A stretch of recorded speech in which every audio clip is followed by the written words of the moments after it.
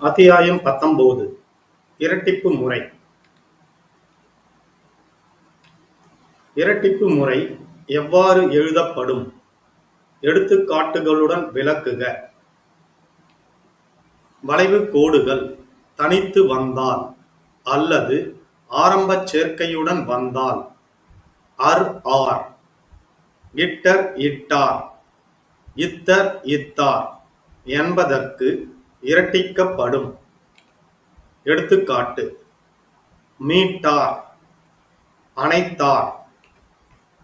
ங்காவுக்கு பின்பு அர் ஆர், கர் கார் வந்தால் இரட்டிக்கப்படும். எடுத்துக்காட்டு: சோளிங்கர், நரசிங்கர். நேர்க்கோடுகள் தனித்து வந்தால் இரட்டிக்கப்படாது. ஆரம்பச் சேர்க்கையுடன் வந்தால் அர் ஆர் என்பதற்கு இரட்டிக்கப்படும். எடுத்துக்காட்டு: ஊழியர், தக்கார்.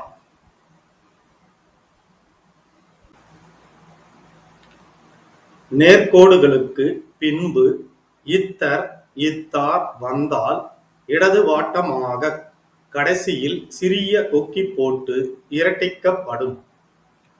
எடுத்துக்காட்டு: படைத்தார், கொடுத்தார், சுற்றத்தார். மெய்க்குறிகளுக்கு பின்பு இந்தர் இந்தார், இண்டர் இண்டார் வந்தால் இன் கொக்கி போட்டு இரட்டிக்கப்படும். எடுத்துக்காட்டு: வந்தார், வேந்தர்.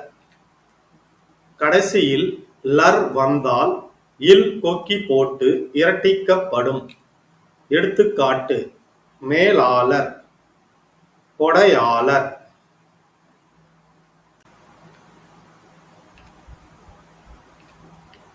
கடைக்கொக்கியின்றி இரட்டிக்கப்பட்ட வார்த்தைகளுக்கு பன்மை விகுதியாகிய கல் வந்தால் எவ்வாறு எழுதப்படும்?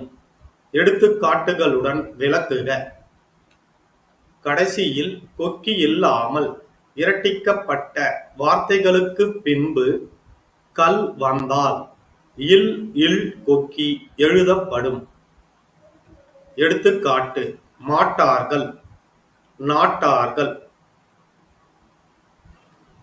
ஏற்கனவே கொக்கியிட்டு இரட்டிக்கப்பட்ட வார்த்தைகளுக்கு பின்பு பன்மை விகுதியாகிய கல் வந்தால் எவ்வாறு எழுதப்படும்? உதாரணங்களுடன் எழுதுக. ஏற்கனவே கொக்கியிட்டு இரட்டிக்கப்பட்ட வார்த்தைகளுக்கு பின்பு பன்மை விகுதியாகிய கல் வந்தால் கொக்கிக்கு வெளியே ஒட்டினார் போல ஒரு சிறு கோடு எழுதப்படும். எடுத்துக்காட்டு: கண்டார்கள், அளித்தார்கள்.